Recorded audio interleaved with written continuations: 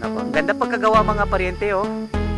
Eh, ano, para bang yung bulati po ay parang tumitira sa isang condominium. Ayan. Ginandahan na po natin mga paryente kasi malay po natin isang araw magising na lang po tayo pagmulat ng ating mga mata. Ito pong farm na ito po ay maging pasyalan na po ng mga tao. Hindi po malayo mangyayari yun mga paryente. Ayan. Kaya ginandahan na rin natin po mga paryente. Yung po corpo niya. Sinabay po natin sa corpo ng ating kalsada po riyan. At inatasan ko na sina Angeli at saka si Sandy na magtanim po sila dito sa gitna ng ornamental plants at sila na pong bahala kung anong klaseng tanim na ilalagay po nila dito sa gitna at mag-iwan na lang po ng daanan po dito para mag-harvest dito po sa ating vermiculture o mga vermicast na harvestin. At yung po ating mga basura dito at saka yung mga reject na itinatapon na lang at mayroon na po silang malalagyan mga paryente. Ayan.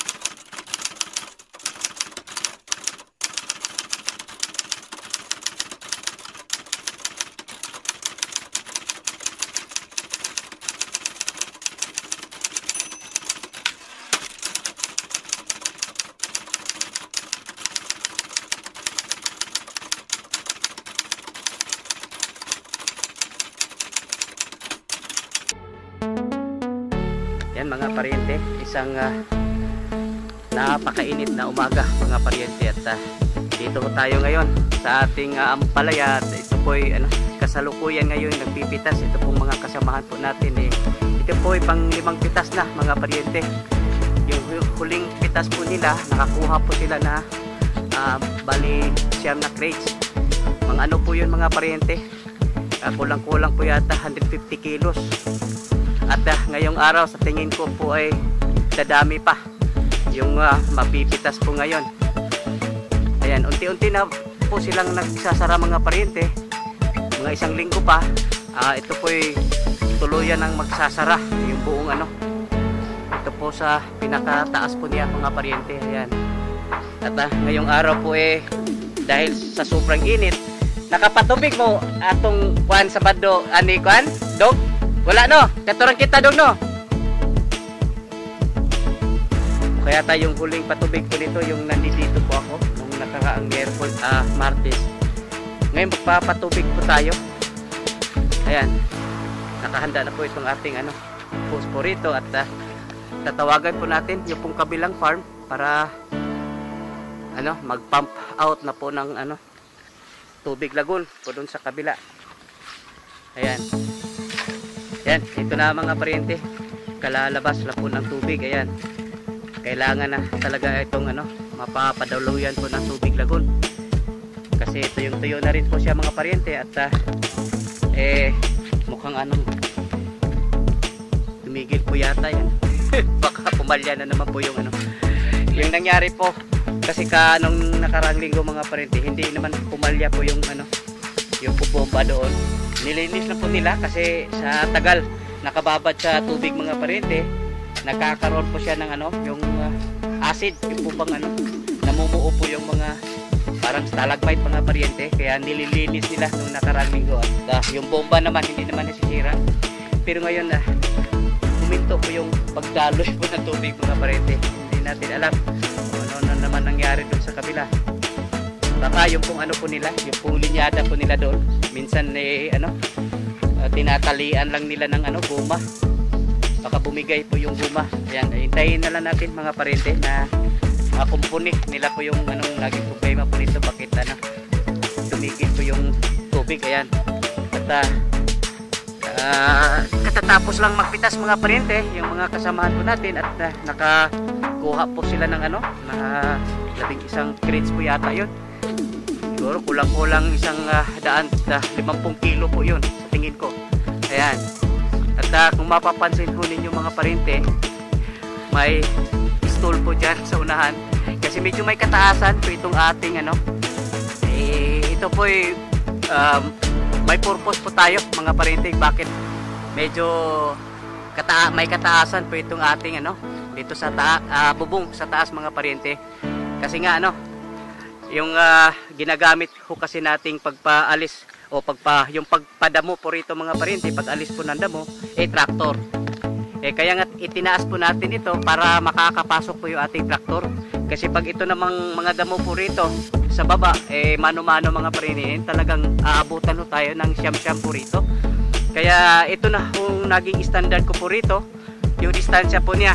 Kahit anong tanim po mga paryente, yung distansya po niya, may sukat po kami na makakapasok po yung ating traktor. Kasi ayun na nga, pag mano-mano talagang matagal kung sa traktor mga paryente itong wala po itong 1 minuto lang yata itong mga paryente itong haba nito, pero pag sa tao po ito ilang araw po ito magdadamo po rito ba't tayo mayroon naman tayo mga kagamitan na pwedeng mapagaan po yung trabaho po natin.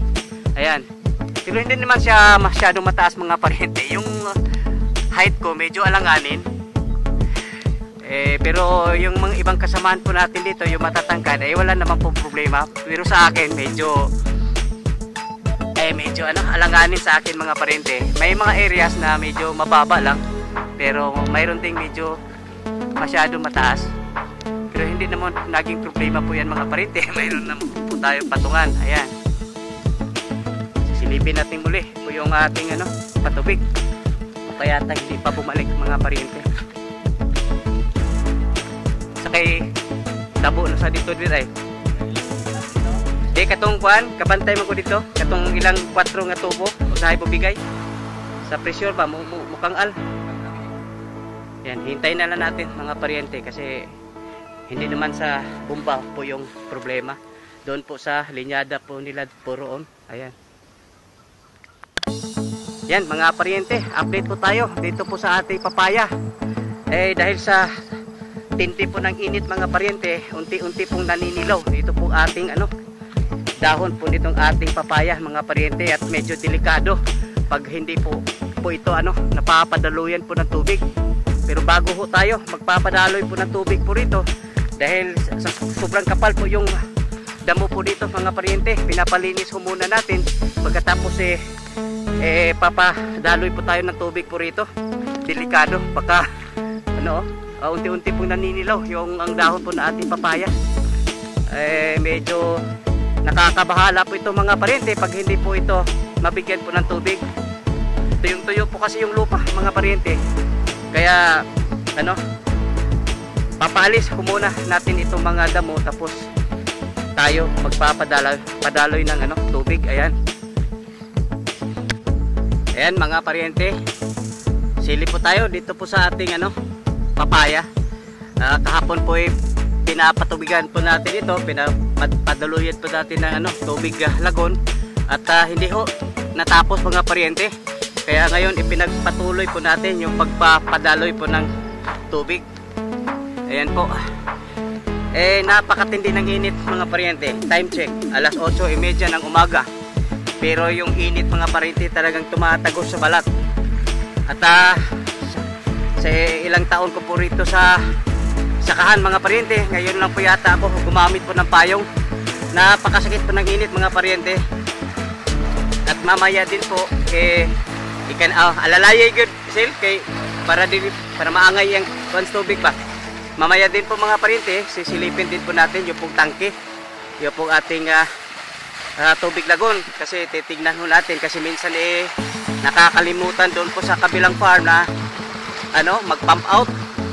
Kailangan talaga mayroon po tayong sapat na pundo, lalo na ngayon mga paryente, napakatindi po ng init at kailangan dito po sa ating mga tanim. Ayan, diretso po tayo doon po sa ating mini lagoon mga paryente. Titingnan ho natin yung pong kalagayan po ng ating tubig po doon, kasi pwede ho tayo makiusap doon sa kabilang farm na dalasan yung pong pag pump out po ng tubig lagoon po doon para may sapat na pundo po tayo rito.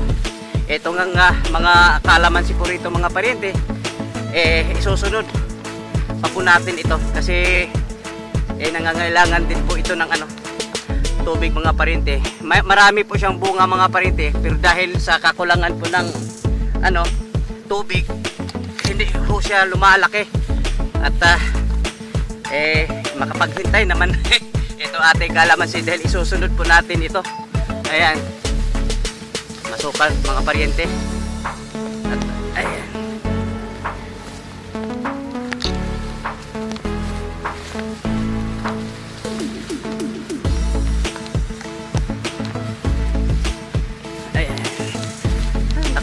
taas ng damo po rito. Delikado pag may ahas po rito matuklaw po tayo. At tayo naman po yung nagbubuta. Protection po, baka mamaya itutuklawin tayo, hindi natin makikita po yung mga ahas po rito. Ayan. Ay, mabuti na lang mga paryente, ang ganda. Ayan, ngayon po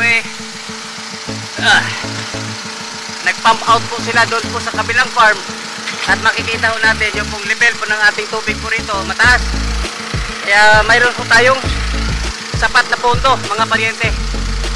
Ayan, kahit init pa more, ika nga, hindi po tayo mangangamba pag ganito po lagi yung ating punto. Ayan, yan tumatakbo yan mga paryente, yan yung pumpa po natin, napakalakas po mga paryente. Ayan. Ayan mga paryente, dito tayo ngayon sa ating kamatisan at unang application po ng abono mga paryente. Ito na, pinapadaan po natin dito po sa ating ayan, ang lakas yan, yan po kalakas sumipsip. Ito po ating injector po mga paryente. Napakadali lang po pag magbigay po tayo ng abono, pinapadaan lang po natin dito po sa ating injector. Tawag po nitong setup nito mga paryente, ito po yung tawag po ay fertigation. Kumbaga nagpapatubig tayo, habang nagpapatubig kasama na rin po yung pataba. Ayan, at mayroon na po itong mga tubig mga paryente. Ayan, makikita ho natin tumutulo po yung drip natin. Habang nagdidilig po siya, tumutulo po siya, kasama na rin po yung abono na ibinigay po natin. Ito po yung unang unang abono na ibinigay po natin magmula po silang inilipat tanim. Yung abono po natin mga paryente masagana sa yan, sa nitrogen. Yan pong pangangailangan po nila habang maliliit pa po sila. At yung balak namin ni kasamang Denver po nito mga paryente, dahil nga maraming hindi nagtutuloy, yung pong pinakahuling plat po doon, yung pang 8 plat, ililipat namin po yung mga kamatis po rito, yung mga ipalit po natin o ilagay po natin doon po sa mga bakante.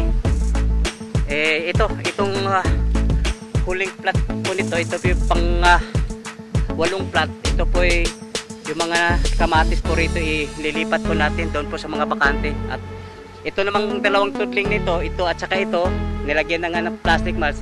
Dito ho tayo magtatanim po ng okra ho rito, itong dalawang plat. At yung natitirang espasyo po riyan, doon po yun natin itatanim po yung ating siling panigang at saka siling atsal. Ayan, at pansin ko rito mga paryente, itong pang 8 plat kukunti lang po yung hindi nagtutuloy mga paryente. Talagang hindi katulad po doon banda, doon sa una at saka pangalawang tudling, marami pong bakante po doon. Kaya para makakatipid po tayo, mamayang hapon pag medyo palubog na po yung araw, ipapalipat po natin itong mga kamatis dito at ililipat natin doon po sa mga bakante po nating mga yung hindi nagtutuloy, yung natutuyo, nalalaya. Katulad dito mga parente, nakakaawa talagang tuyong-tuyo po siya. Laya talaga. Ayan, yun pong gagawin po natin, pero mamayang hapon na lang yung hindi na palubog na po yung araw para hindi na rin po ma-stress po yung ating ililipat na seedlings. Ayan. Kung malata hapon ber kanang dili na init. Total usarap na ka-plant, pwede na to kita-kita ana. Ayan. Pila ka balde na ber? Ikaduha oh. Ayan. Ayan mga paryente, balik po tayo dito po sa ating kamatis. At sa ngayon po pinapatay lang muna yung po ating drip irrigation kasi nagmano-mano po, nagdidilig po yung ating isang kasamahan po doon po sa ating siling panigang. Ito po kasi yung advantage po ng mga paryente, ito pong ating drip irrigation kasi wala na isang pihit mo lang dito po sa valve na ito, talagang yung lahat na plat matutubigan po niya. Hindi katulad ho ng mano-mano. Hanggang ngayon, nag-umpisa po yung alas 7 pero wala pa siya sa kalahati yung pagdidilig. Yun ang talagang advantage po nitong ating drip irrigation mga paryente. Pati na rin po yung pagbigay po ng abono po mga paryente, hindi na po nagmano-mano. Dito na lang po sa ating injector pinapadaan po yung ating abono. At hapon po hindi po kami nakapaglipat po doon po sa panghuling plat doon kasi balak po namin yung mga po doon, yung mga seedlings po doon, yung mga tanim po doon sa pinakahuli, sa pangwalong plat po doon mga paryente, ililipat po namin yun dito po sa ating yung mga hindi nagtutuloy, yung mga namamatay ng dahil po sa init mga paryente. At tignan na rin po natin yung kalagayan dito po sa ibang tanim po natin at mukha naman ito buhay na po itong mga paryente. Ayan, buhay na po yan mga paryente, pero marami din pong namatay sa sobrang init nga talaga naman mga paryente oh. At ganito po yung mangyayari po rito mga paryente. Yung itong pinakahuling plat, yung mga kamatis po rito, yung mga seedlings po ililipat doon, ipapalit doon po sa hindi nagtutuloy na mga kamatis doon. At ito naman po isang nalagyan na nga ng plastic mulch. Itong dalawang plat na ito po ang itatanim po natin po rito, okra. Tapos dito po sa katabi po niya, yung area na yan, yung itatanim po natin dyan. At nakapagpunla na nga tayo, siling panigang at saka siling atsal. Kaso nga lang mga paryente, hindi po ito magalaw-galaw kasi yun po ating traktor may nabasag na bearing po doon, kaya hindi ho tayo makakagalaw. Talaga naman pag wala po yung ating traktor mga paryente, mangangamuti po tayo rito, hindi tayo makakakilos kasi nako ang hirap pag wala hong traktor. Ayan. At mukhang itong mga ibang kamatis po natin, tingin ko yung lumalaban na po itong mga paryente. Ito nga isa, medyo nananamlay. Pero yung iba ng mga paryente, lumalaban na po ito. Yan, lumalaban. Huwag lang natin, kailangan talaga may tubig. Yan. Kasi napakainit ng mulch mga paryente. Pag sumasagi po yung dahon po nila, delikado. Yan. Kasi nga pala mga paryente, kung makikita ho ninyo, mayroon pong mga sako-sako yan mga paryente. Yan po ipot po ng manok mga paryente. Yan po ibinagsak po rito noong panglinggo. Ayan. At tayo po humihingi talaga tayo ng ipot po rito mga paryente kasi ang gagawin ho natin dito po sa chicken manure na yan ay itatambak lang, ililipat po natin yan mga paryente doon po sa gilid po ng ating bakod po doon mga paryente. May nakahanda na pong yung pangtatid po niya kasi pag yan po yung nauulanan, delikado rin po yan mga paryente. Pag nababasa yan, umaamoy talaga yan. Kaya siguro pag nabakante na po yung ating mga kasama, ipapalipat na po ito ating mga chicken dang doon po. At ang kagandahan po kasi itong organic mga paryente, dalawa pong makinabang po ito po nito. Hindi lang po yung tanim po natin, pati na rin po yung lupa. Yan. Pag nakukondisyon yun mga lupa po mga paryente pag nilagyan po ng organic, lalo na po itong chicken manure, yung lupa po bumabalik yung sigla po ng lupa. At saka itong chicken manure mga paryente organic, pang matagalan po ito mga paryente, kasi yung po mga synthetic may epekto kaagad, pero madali lang mawala mga paryente. Hindi katulad po dito organic, ito pong chicken manure talagang mananatili po sa lupa ng matagal. Ayan. Yan mga paryente, isang magandang umaga. Dito po tayo ngayon sa ating ipinapagawang vermiculture mga paryente. Yung pang bahay po ng yung bulate, pero hindi po pangkaraniwang bulate mga paryente. Yung ilalagay po natin po rito, yung tinatawag nilang ANC, yung African Nightcrawler. Ayan, at nagulat ako mga paryente kasi inumpisahan po ito nung pang nakaraang linggo. At hindi ko akalain na ngayon isang linggo pa lang patapos na po siya. Yun ang kagandahan sa ating mga kasamahan po rito mga paryente. Para bagang po sila, pakyawan. At kita-kita kung naman natin ang ganda yung pagkabanat mga paryente. Ayan, kahit walang tumitingin, kumikilos po yung ating mga kasamahan po rito. At ito po hahatiin po natin ng tatlo. Hahatiin po natin ng tatlo. At hindi pa po ito magagamit kasi mga paryente, lalagyan pa po ito ng liner, plastic liner. Ito rin gagamitin po natin. May mga po tayo roon, yung mga patapo na mga liner. Yan ang i-spin po natin dito po sa loob. Nako, ang ganda pagkagawa mga paryente para pag yung bulati po parang tumitira sa isang condominium. Ayan, ginahandahan na po natin mga paryente kasi malay po natin isang araw magising na lang po tayo pagmulat ng ating mga mata. Ito pong farm na ito po maging pasyalan na po ng mga tao. Hindi po malayo mangyayari yun mga paryente. Ayan, kaya ginandahan na rin natin po mga paryente yung po curve po niya. Sinabay po natin sa curve po ng ating kalsada po riyan. At inatasan ko na sina Angeli at saka si Cindy na magtanim po sila dito sa gitna ng ornamental plants, at sila na pong bahala kung anong klaseng tanim na ilalagay po nila dito sa gitna. At mag-iwan na lang po ng daanan po dito para mag-harvest dito po sa ating vermiculture o mga vermicast na haharvestin.